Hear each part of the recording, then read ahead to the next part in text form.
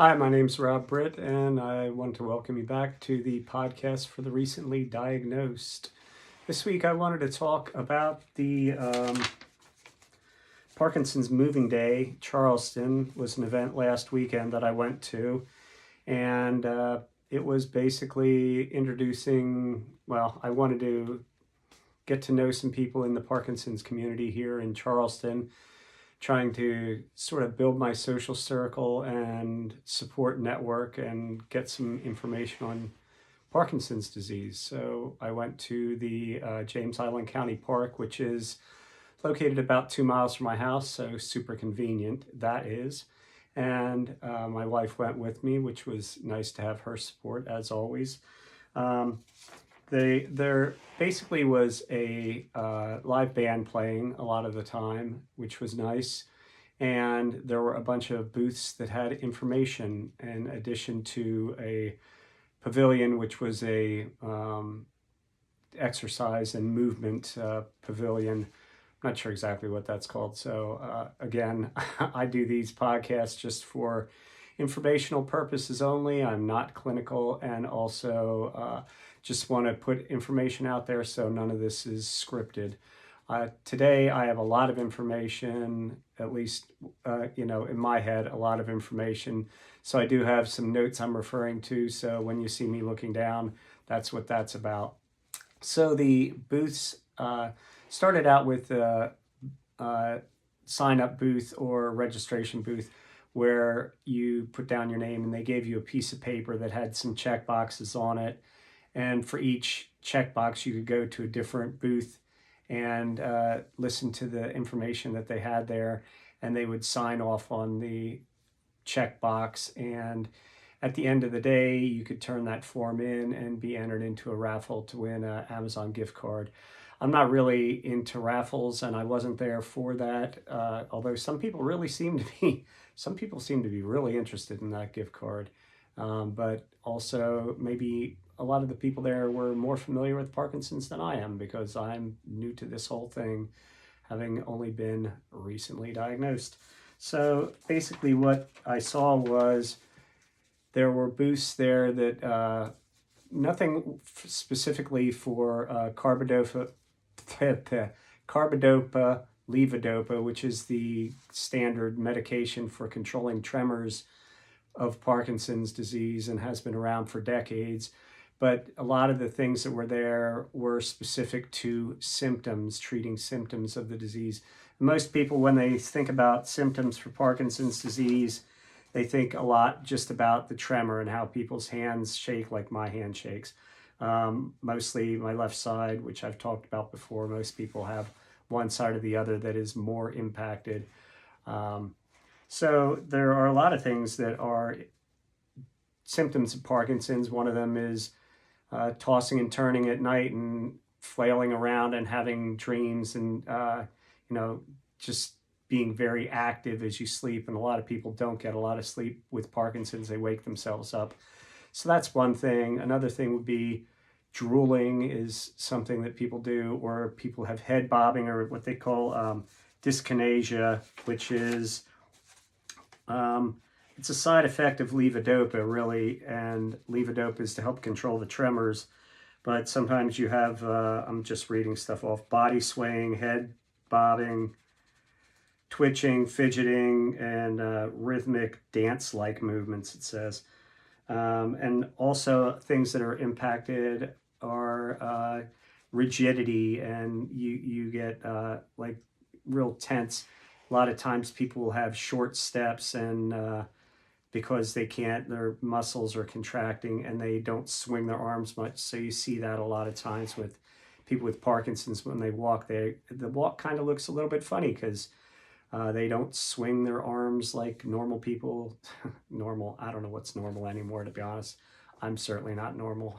Haven't been most of my life, but that's a side story. But most people, when they walk, they swing their arms. When I was in the Army, which I was in the military for 14 years, part of the chants we used to sing was 9 to the front and 6 to the rear. That's the way we do it here. And that was talking about your arm swing. And a lot of people with Parkinson's don't swing their arms. So that's a little, it's just something that you see. So the booths at the event were either booths about addressing specific, wow, why am I losing words? That's also a symptom of Parkinson's. Sometimes you lose words. But it's addressing specific symptoms using drugs, or they're also talking about deep brain stimulation, which is a method of implanting some electrodes into your brain actually that help disrupt the neural pathways, kind of interrupting the disruption that Parkinson's causes in your brain. So it's not a drug thing, it's an electric thing. And there were actually 3 different booths there. Well, there were 2 booths. There was a Medtronic booth and a Boston Scientific booth, I think. There are 3 manufacturers, 3 main manufacturers for deep brain stimulation, usually called DBS. That's Abbott, Medtronic, and Boston Scientific. So there were a couple booths on that. There was a booth that was for, I'm going to mispronounce this, but I'll say Apokyn, Apokyn, which is a pen so you can inject yourself to help with off episodes of Parkinson's disease. There was a booth for Gocovri, Gocovri, which is help with dyskinesia, which is, like I said, the impact that it's kind of a side effect of levodopa and carbidopa. That's hard to say. I wonder whether I should have an abbreviation for that. I don't know. There were some injections like this Norians, and also Rytary, Rytary, which is an extended relief capsule. And there was a booth that was specific to drooling. And when I talked to that guy, he said, his medication isn't just for people with Parkinson's. There's a lot of people who have a lot of saliva, excess saliva production, and his product was specific to that. So it could be for somebody with Parkinson's disease or somebody not with Parkinson's disease. So some of the drugs that were there were to help level off your levodopa, carbidopa, and that would, because when you're on that, usually that gets taken multiple times a day. I've heard people talk about having like a cycle of 2 hours. Every 2 hours they take that medication. That's further along in the disease progression, but sometimes it's like early on, it's 3 times a day and a certain level of dosage. And then as you move in and progress with the disease, maybe the dosage gets a little heavier 3 times a day, and maybe it switches up to that lighter dosage more often during the day. But there's like peaks and valleys as you're taking that. So some of the medications were to help level off the impact so that your tremors were,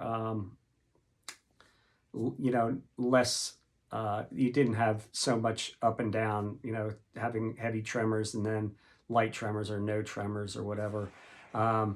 I talked about this before, and I'm going to talk about it a lot more in my next episode, but I'm currently on a clinical trial with Medical University of South Carolina, and I'm taking a medication twice a day that's supposed to slow the progression of the disease. However, the trial that I'm in has 3 levels. It has a high level of the medication, a low level of the medication, and a placebo. And it's a double-blind study, which means the doctors don't know and I don't know what I'm on. So I could be on placebo, which is just sugar pills or whatever, something that has no impact at all. Or I could be on the low dosage or the high dosage. I won't know that until the end of the 18-month episode. The downside of being on that is that I can't be on anything to control my tremors at this point. About 6 months into the trial, then I'll be allowed to start taking the carbidopa, levodopa. I'm getting better at saying that. Did you notice that? That's the 3rd time. I almost said it correctly. So in about, I've been in the trial for almost 4 months. So I have another 2 months until I can start taking the medication to help with my tremors. So that's kind of exciting. But I'm going to go into what that clinical trial is about and the exercises, not exercises, tasks that I have to do, and how the medication is I've packaged so that I don't miss doses and what I do with that. But like I said, I'm going to go into that next episode. So this episode, I just wanted to talk about the Parkinson's event I went to. And one of the reasons I went to that event was because I'm reading more about how being part of communities is really good for your mental health. And I think that, like most people with Parkinson's disease, I'm kind of on a little bit of a roller coaster. Some days I feel fairly good about it, as good as you can feel about a progressive disease that has no cure, but I feel, pretty good, solid about it. I know that I'm in the early stages of this, and I didn't get it early in life. I didn't have the, like Michael J. Fox, for example, had that early onset Parkinson's where he got it when he was in his, got diagnosed in his 20s. I didn't get my official diagnosis until I was 60, which is pretty normal. Sorry, 59. I'm 60 now. But so I've been had my official diagnosis, although I've had symptoms a lot longer than that. But I kind of got off the subject that I have been reading a lot, that having communities and people around you is really important for your mental health. So that's what I'm trying to do, build up some communities and get to know people, because really I don't know anybody else who has Parkinson's disease, just me. And I know there's people around. It's a small percentage. It's Alzheimer's is the other neurological disease that has more people than Parkinson's, but Parkinson's is in second place, if you want to call it that. So there are a lot of people around the world. I think the estimate is around 1 million people in the United States have it. So it's a small percentage, but for sure there were a lot of people at the park, and I, kind of made me feel, less alone, for sure. So anyhow, hope you maybe got some information out of this that's helpful. Like I said, I'm not clinical. I'm just presenting stuff as I hear about it. One of these podcasts, sooner or later, probably sooner, I'll talk about what I'm doing and things I've heard about that could potentially help with Alzheimer's, with Parkinson's disease, actually with any neurological disorder. So look forward to that podcast, and hopefully you get something out of this. And if nothing else, know that there are people out there, and you're more than welcome to comment on this. I'll happily answer questions, whether you or somebody you know has Parkinson's, or whether you're just curious about it. There's nothing that I'm embarrassed to talk about. So please ask questions, leave comments, like, subscribe if this seems interesting to you. I just want to document my journey, because I don't think there's a whole lot of podcasts where people are just talking about what's going on in their life and how things are progressing. So like I said, hopefully you enjoy this. Thanks for listening and watching, and have a great day.